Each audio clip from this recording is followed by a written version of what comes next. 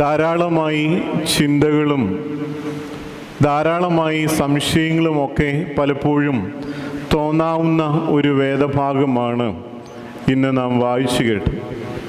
അതിൻ്റെ ആദ്യ ഭാഗത്ത് കർത്താവ് തൻ്റെ ശിഷ്യന്മാരോട് പറയുകയാണ്, ഞാൻ വന്നിരിക്കുന്നത് ഭൂമിയിൽ സമാധാനം വരുത്തുവാനാണ് എന്ന് നിങ്ങൾ വിചാരിക്കേണ്ട.